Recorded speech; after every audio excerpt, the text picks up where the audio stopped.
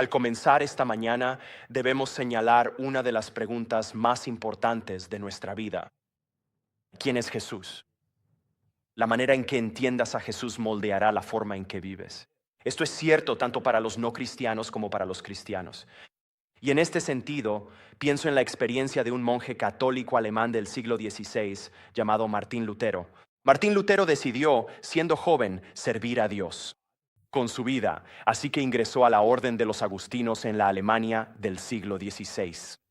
Cada día, como monje, Lutero cruzaba un patio y pasaba junto a una estatua, una gran estatua que representaba a Jesús como un sol resplandeciente en santidad. Esa estatua no le daba ningún consuelo a Martín Lutero. ¿Por qué?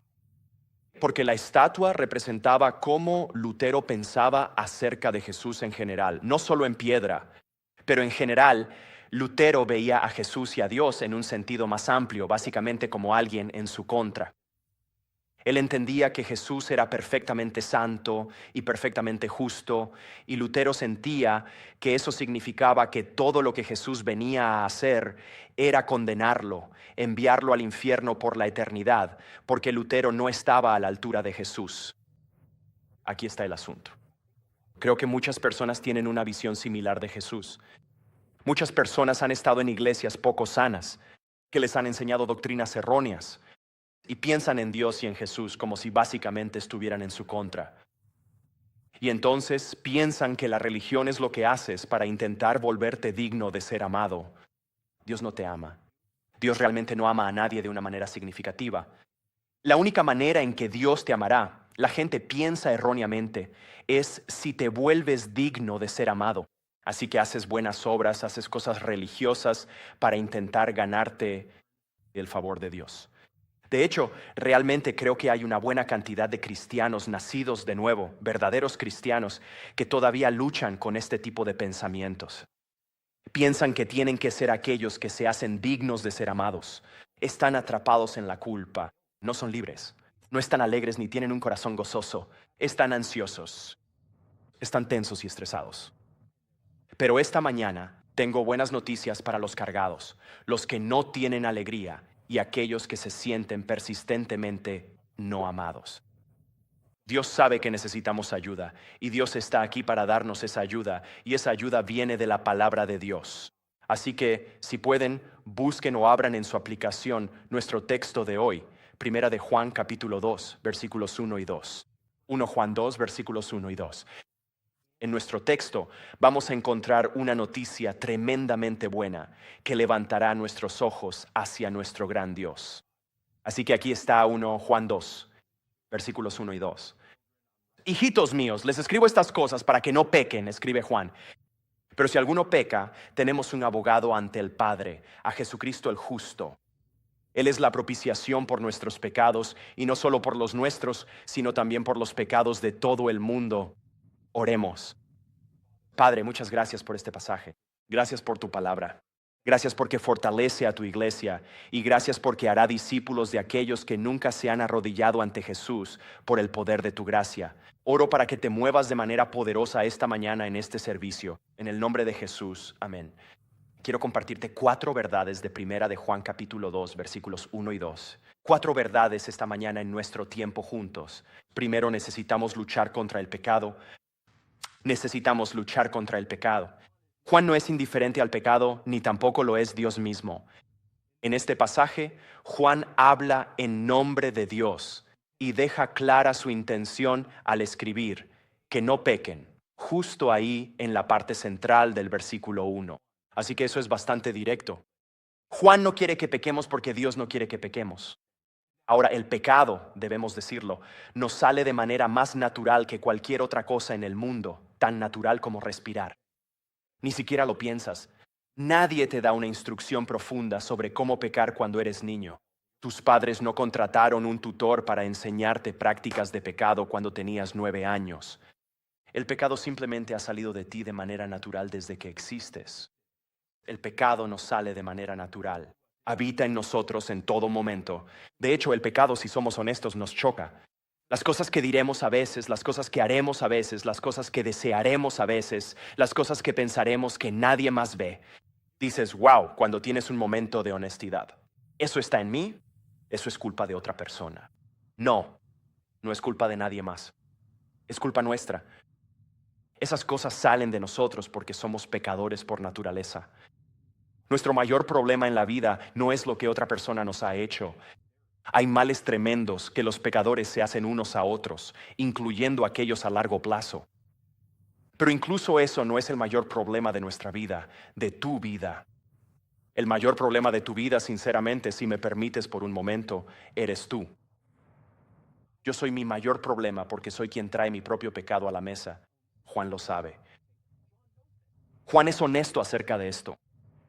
Hijitos míos, dice de manera pastoral, ese es su término. No está hablando solo con su hijo de 4 años o su hija de 2 años. Ese es su término para referirse a los cristianos. Hijitos míos, les escribo estas cosas.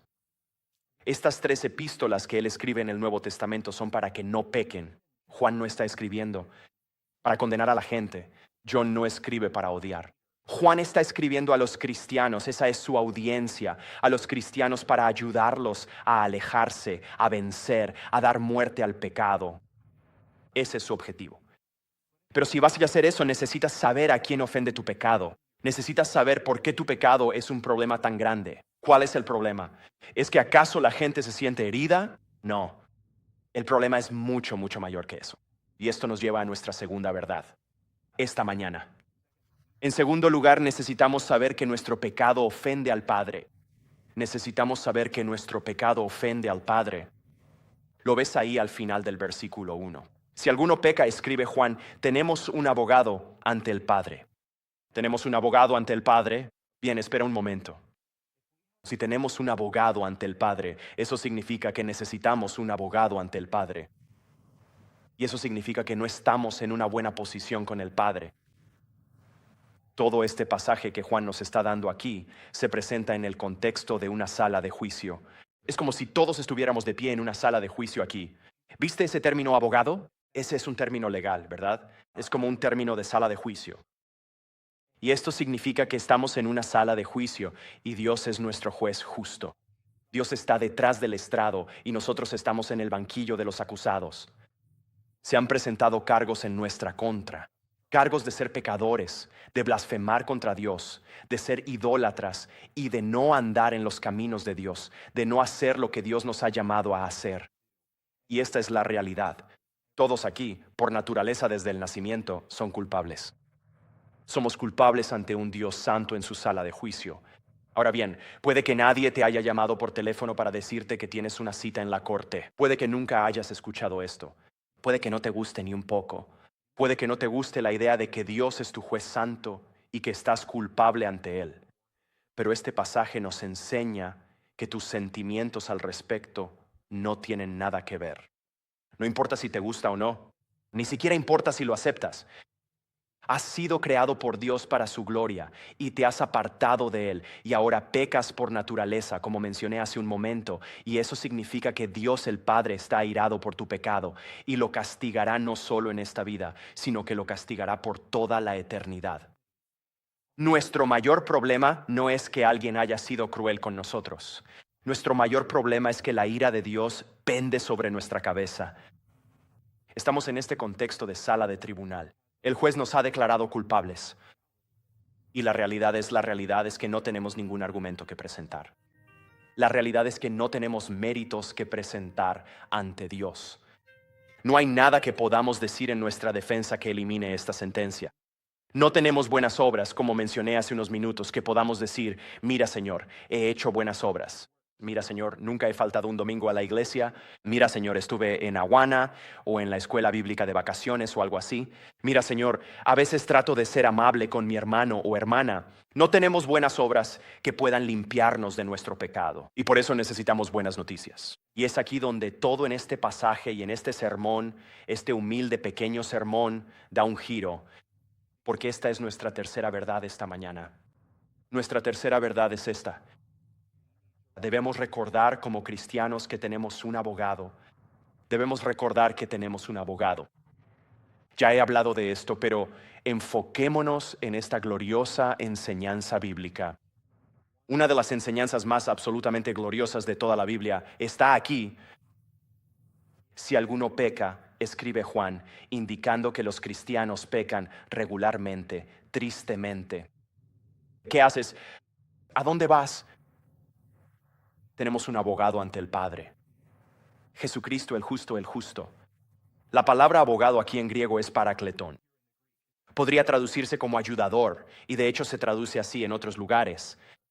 En Juan 14, 16, donde estarás en unas pocas semanas, sin duda, o quizás meses, o tal vez años, dependiendo de qué tan rápido avance Juan. Pero bueno, eso depende de él y del Espíritu Santo. En Juan 14, 16, esta palabra griega se traduce como consolador del Espíritu Santo. Así que el Espíritu Santo, enseña Juan en otro libro que escribió, es nuestro consolador o nuestro ayudador, lo que significa que cada vez que estés desanimado, ¿entiendes esto? Cada vez que estés desanimado, puedes orar por consuelo. No recibes solo una pequeña gota de consuelo. Ahí lo tienes. Recibiste tu gota para el mes y eso es todo. Tienes una fuente que fluye de consuelo, ánimo y esperanza en tu vida. Y es el Paracleto, es el Espíritu Santo. Pero aquí hay otro Paracleto. Está Jesucristo el justo. Jesús también es tu ayudador. Y Jesús es tu ayudador de una manera que es distinta al Espíritu Santo. Aquí Jesús es tu abogado ante el Padre. Jesús es tu abogado de oficio. Jesús es tu abogado defensor. Él es tu abogado en la sala del tribunal de la justicia de Dios. Así que resulta que para el cristiano no estás solo en la sala del tribunal de la justicia de Dios. Hay otro que viene.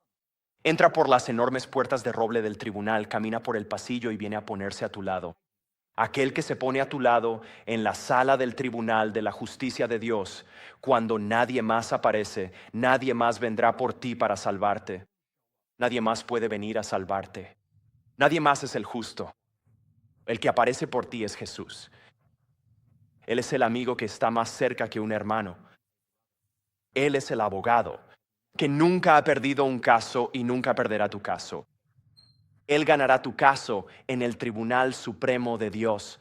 Si las cosas dependen exclusivamente de ti, lamentablemente perderás tu caso e irás a la destrucción eterna. Pero si simplemente y con fe confías en Jesucristo, el justo Salvador, tu caso será definitivamente ganado. No solo serás declarado no culpable. En el tribunal de Dios serás declarado, de hecho ya has sido declarado, si eres cristiano, inocente sobre la base de tu fe en la justicia perfecta de Jesús. Esta es una noticia increíble. Aprendemos, en otras partes del Nuevo Testamento que Jesús ha cumplido toda justicia. Esto significa que en dos aspectos Jesús ha vivido una vida perfecta por nosotros. Jesús ha caminado perfectamente en los caminos de Dios, donde tú y yo nunca lo haremos. Y ves ese lenguaje mencionado en Mateo 3:15, que Jesús fue bautizado para cumplir toda justicia, lo que indica que necesitamos que alguien sea justo por nosotros en nuestra vida. Pero ¿qué ocurrió en el punto culminante de la vida de Jesús? Su muerte. La muerte de Jesús llevó toda esa justicia a su punto máximo, a su clímax. Porque en el día de la muerte de Jesús, Él satisfizo la ira de Dios en nuestro lugar. Él ofreció un sacrificio penal sustitutivo, muriendo bajo la pena de la ley en nuestro lugar, por nosotros. Así que Jesús vivió una vida perfecta por nosotros. Y Jesús murió una muerte perfecta por nosotros. Y esto significa que Jesucristo es el justo. Y todo lo que tú y yo necesitamos hacer para ser inocentes en el tribunal de Dios, todo lo que necesitamos hacer es arrepentirnos de nuestro pecado, lo que significa dejarlo ir y apartarnos de él y luego aferrarnos a Jesús. Aférrate a Jesús por la fe. Confía en la obra terminada, en la muerte y la resurrección de Jesús a nuestro favor. Por cierto, poner tu fe en Jesús no es una buena obra. A veces la gente se confunde con eso. Piensan, ¿acaso confiar en Jesús no es una obra? No, no es una obra. Es soltar cualquier obra. Es todo lo que es recibir la obra que Jesús ha hecho por ti. En todo esto, el versículo 2 dice que Jesús es, mira ahí al principio, la propiciación por nuestros pecados. Eso es quién es Jesucristo el justo. Eso es lo que hace Jesucristo el justo. Él es el sacrificio expiatorio por nuestros pecados. Eso es lo que significa propiciación. Significa sacrificio expiatorio. La Biblia sitúa la salvación, la redención, en un contexto muy específico. Se llama el sistema sacrificial. Está instituido en el Antiguo Testamento y básicamente se reduce a esto.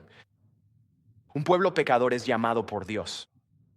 Eventualmente se le llama a la nación de Israel, los israelitas. Se les llama a ofrecer sacrificios, sacrificios de animales, porque son pecadores. Cuando pecan se les llama a encontrar un animal inocente en el Antiguo Testamento y se les llama a sacrificarlo. Y cuando ese animal es sacrificado, Dios les acredita sobre la base de la fe como perdonados. Él les acredita como confiando en su justicia. Pero la realidad del sistema sacrificial del Antiguo Testamento es que tenías que seguir haciéndolo. Tenías que seguir presentándote. Tenía que seguir habiendo un día de la expiación una vez al año, donde toda esta ceremonia se llevaba a cabo y culminaba. Así que los animales tenían que seguir siendo sacrificados como sacrificio expiatorio para el pueblo del antiguo pacto. Con la venida de Jesús, esto es lo que sucede. El sistema sacrificial llega a su fin. Jesús no ofrece un cabrito ni un cordero en un altar. ¿A quién ofrece Jesús? Él se ofrece a sí mismo. Él ofrece su propia sangre en una cruz romana y ese es el sacrificio que lleva a todos los demás sacrificios a una conclusión final. Jesús es, con artículo definido en griego, la propiciación por nuestros pecados. Jesús es el sacrificio que pone fin a todo el sistema. ¿Por qué? Porque la sangre de Jesús no es como la sangre de los animales. La sangre de Jesús realmente nos limpia y realmente satisface la ira del Padre. Así que cuando Satanás nos ataca, todo esto tiene un efecto muy práctico. Significa que tú y yo miramos a Jesús. Tú y yo reclamamos la sangre de Jesús. Tú y yo oramos. Oraciones de arrepentimiento y fe, incluso como cristianos, no para ser salvos de nuevo, no para ser salvos otra vez. No, eso ya sucedió y no puede volver a suceder. Sino para que Dios nos perdone de nuevo, para que Dios trate de nuevo con nuestro pecado. La sangre de Jesús, como ves, fue suficiente no solo para los judíos del primer siglo o para los gentiles del primer siglo. La sangre de Jesús, dice Juan al final del versículo 2, es para los pecados de todo el mundo. La sangre de Jesús cubre el pecado de todo aquel que alguna vez pone su fe y confianza en Jesús. Todo aquel que alguna vez se arrepiente de su pecado, la sangre de Jesús es su sacrificio expiatorio. Lo que significa, y esto es maravilloso, que no tienes que hacer nada para añadir a tu salvación. Cuando pecas no eres menos salvo. Cuando pecas no eres menos amado por Dios. A veces lo sentirás así y Satanás intentará convencerte de eso. Pero escúchame, nadie puede disminuir el efecto ni el poder de la sangre de Jesús. Nadie puede hacerte menos cristiano por causa de tu pecado. Cuando naces de nuevo para siempre. Eres un hijo de Dios y ahora estás llamado a luchar contra tu pecado. Eso es lo que Juan está haciendo en Primera de Juan 2, versículos 1 y 2, ¿verdad? Él está llamando a sus hijitos a que se preparen para enfrentar su pecado. Les está llamando a no pecar. Pero una de las armas principales que él pone en su cinturón contra el pecado es simplemente recordar quién es su abogado, recordar que Jesús es amoroso, bondadoso y siempre está a favor de su pueblo. Todo esto, por cierto, nos ayuda a entender a Dios y a Jesús en la Biblia. A veces allá afuera la gente recibe una mentira, incluso una herejía, de que Dios el Padre está furioso y fuera de control, y que Jesús es amoroso y todo dulzura. Y entonces Jesús intenta como calmar al Padre y tal vez lograr que seamos aceptados en el cielo. Y la Biblia no enseña tal doctrina. El Dios del Antiguo Testamento no es vengativo, furioso y fuera de control, mientras que el Dios del Nuevo Testamento, es decir, Jesús, es suave y accesible. No. A lo largo de toda la Biblia, el Dios bíblico es amoroso, bondadoso y ofrece sacrificio por su pueblo para que puedan ser perdonados. Él cumple con los términos de su santa justicia a través de sacrificios para que su pueblo pueda acercarse a Él, ser perdonado de su pecado, tener comunión con Él, amarlo, servirlo y obedecerlo. Escúchenme, el Dios bíblico es un solo Dios y el Dios bíblico es un Dios bueno. Un solo Dios, tres personas, Dios el Padre, Dios el Hijo, Dios el Espíritu, todos los cuales te aman, cristiano, con un amor eterno. Dios, lo que intento decir es que no podría amarte más de lo que ya te ha amado. Dios te ama, cristiano. Cree esto. De hecho, estarás luchando todos tus días simplemente para creer eso, saber que es verdad y apropiártelo en tu vida. Dios te ama. Quizá hayas tenido relaciones terrenales en las que el amor era transaccional. Incluso puede que las tengas ahora, donde, en otras palabras, el amor subía y bajaba, donde ganabas más amor o perdías amor si decepcionabas a las personas en tu vida. Y eso te deforma, y eso te destroza, y eso te deja como un naufragio humeante durante mucho tiempo. Pero hay un poder maravilloso de sanidad en el Evangelio. El Evangelio te reconstruirá. El Evangelio te ayudará a entender el amor verdadero, el amor de Dios que no sube ni baja, que no te pide que te hagas digno de ser amado, sino que este es el Evangelio que te hace limpio y puro, porque desde antes de la fundación del mundo, el Padre ya te amaba y ya te eligió para ser cristiano, y hace casi 2000 años envió a su Hijo a morir por ti. Este es un Dios muy amoroso. Todo esto significa, en cuarto y último lugar, que necesitamos apropiarnos del perdón de Cristo. Necesitamos apropiarnos del perdón siempre renovador de Cristo. Y seré muy breve con esto y luego solo unas pocas palabras de aplicación. Esta verdad en este pasaje moldea cómo luchamos contra nuestro pecado. Cuando luchas contra tu pecado, cuando pecas, Dios no te pide que te castigues a ti mismo. No te pide que te odies a ti mismo. No te pide que grites al aire palabras de ira y desesperación. Ciertamente no te pide que recurras al alcohol. No te pide que descargues tu ira en los demás. No te pide que abuses de ninguna sustancia. No te pide que busques refugio en el entretenimiento, en tu teléfono o en cualquier cosa similar cuando pecas. ¿Sabes a dónde te dirige Dios cuando pecas? Él te dice que mires a Jesucristo el justo. Él te dice que levantes de nuevo tus ojos y veas que, aunque has ofendido a Dios y tu pecado es realmente una falta, realmente malvado, la sangre de Jesús cubre tu pecado. La sangre de Jesús no solo cubre tus pequeños pecados, esos pecados respetables. La sangre de Jesús cubre tus pecados de nivel medio. La sangre de Jesús cubre los peores pecados que podrías cometer. Nada de esto significa que salgamos a pecar para que la gracia abunde. Romanos 6:1. No hagas tal cosa. Como cristianos, somos hijos de Dios y queremos agradar a Dios, así como un hijo quiere agradar a un padre amoroso. Queremos agradar a Dios, por cierto, porque Dios nos ha amado grandemente. Esa es la forma más poderosa de motivación para la obediencia que existe. No culpa, sino amor, amor. Nosotros que somos cristianos somos únicos hijos de Dios. Cuando Jesús quiso describir quién era un verdadero discípulo, ¿recuerdas quién dijo que ejemplificaba a un verdadero discípulo? Mateo 18, también Mateo 19. En Mateo 18, él no llamó a un rabino. Rabino Esteban, ven aquí. Discípulos. Esto es un verdadero discípulo. Un rabino. Ha estudiado durante 25 años. Ha estudiado la Torá. La ha memorizado. Él es quien deberías ser. Deberías tomar todas las clases que puedas. Tienes que leer todos los libros que existen. Tienes que ser quien pueda entrar en una discusión teológica en 2,7 segundos con alguien que no esté de acuerdo contigo, preferiblemente en Internet. Ese es un verdadero discípulo, alguien que pueda enfrentarse en mi nombre y superar en argumentos a la competencia. ¿Sabes a quién dijo Jesús? ¿Quién era un verdadero discípulo? ¿A quién comparó con un verdadero discípulo? A los niños pequeños.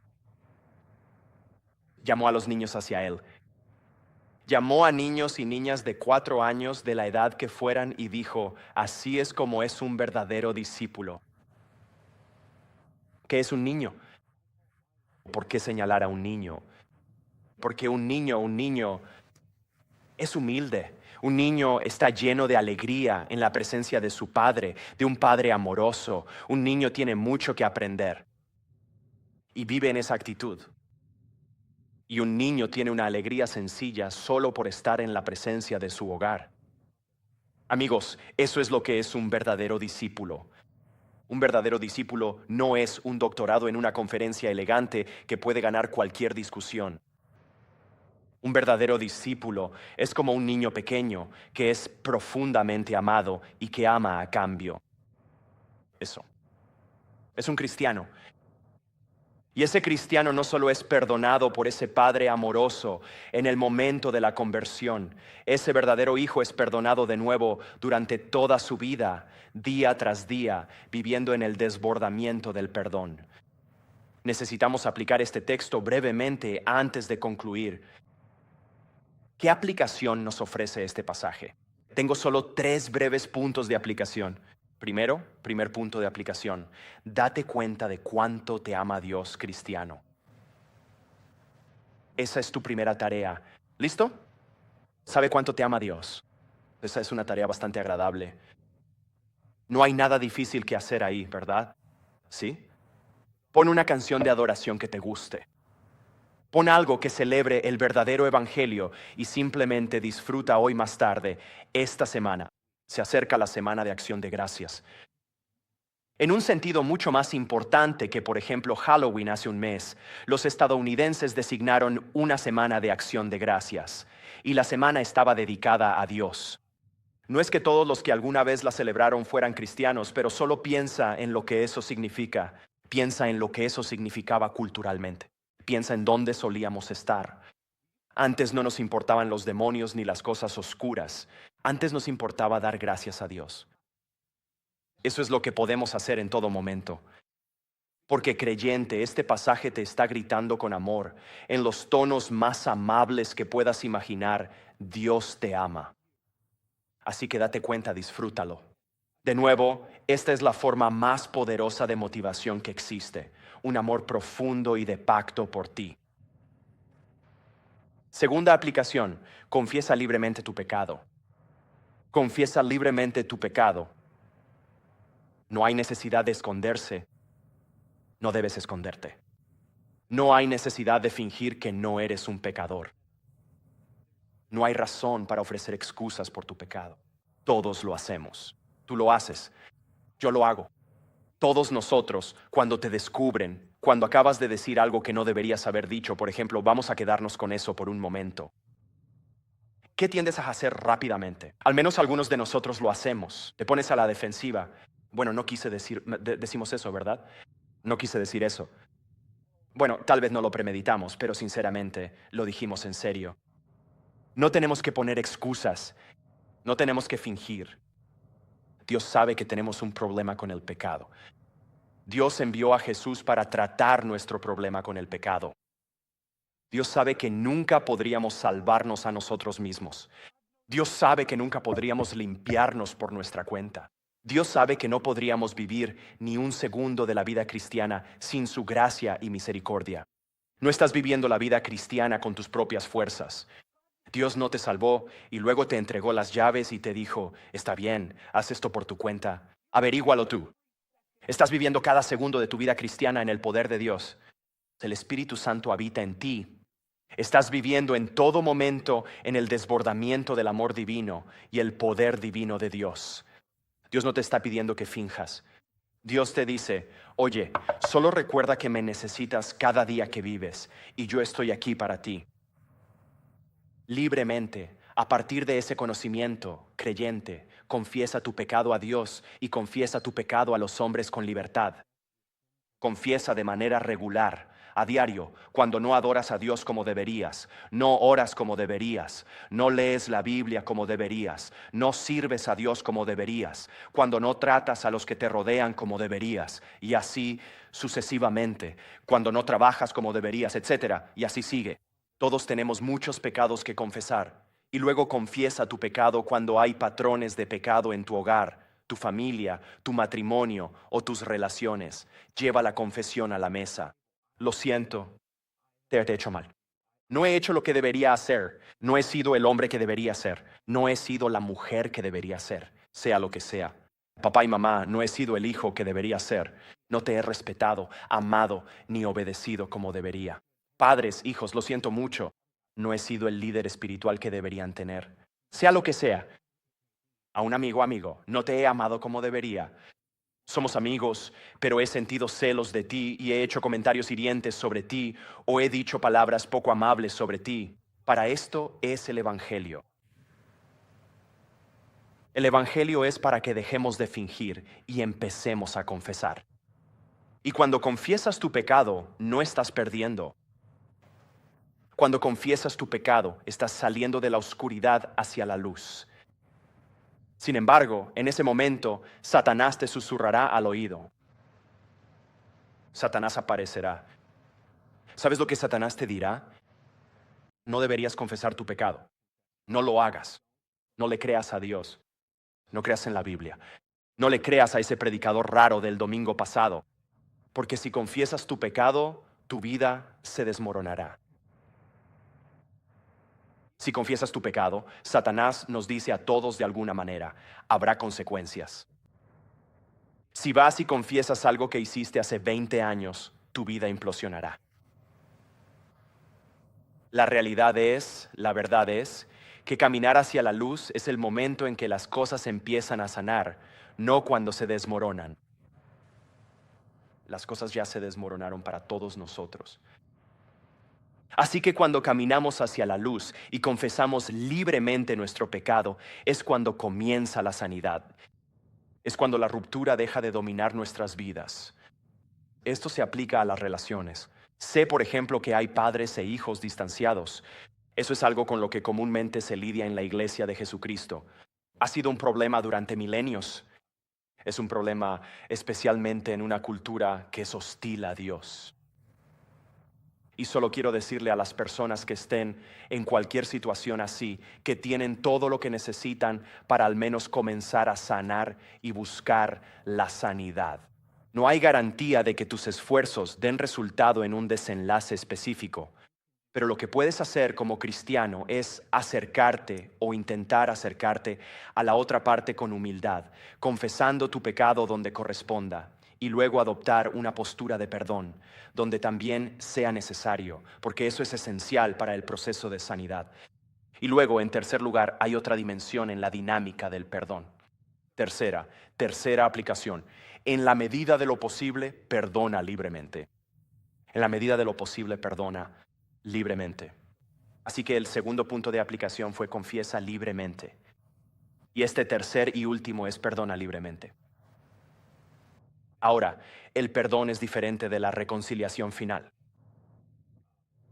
Podemos ofrecer perdón. Jesús oró para que Dios, el Padre, perdonara a quienes lo estaban crucificando. ¿Sí? Así que él tenía una actitud, un corazón de perdón.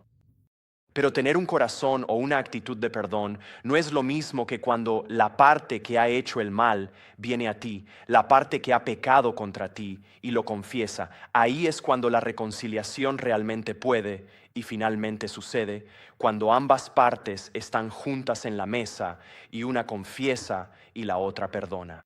Y eso es por lo que oramos. Eso es por lo que oramos, para que Dios haga esa obra. Eso es lo que todos necesitamos en algún nivel en nuestras vidas, tanto como lo que está roto en un mundo pecaminoso. Muchas cosas se han desmoronado, no estás solo. No eres el único lidiando con ruinas relacionales. No eres el único con una familia desordenada de alguna manera. No eres el único que puede haber arruinado un matrimonio o estar distanciado de tus hijos o algo triste así. Todo está en orden debido al pecado. Pero aunque hay un solo problema, el pecado, hay un solo antídoto contra el pecado, el Evangelio. El Evangelio es lo que necesitamos para venir a la mesa y confesar nuestro pecado libremente y perdonar libremente. Lo siento mucho. Te han hecho daño. Por favor, perdóname. Y entonces esas maravillosas palabras impulsadas por el Evangelio las escucho. Aprecio tus palabras. Gracias por ellos. Te perdono. Te perdono completamente. No guardo ninguna amargura. No volveré a mencionar este tema.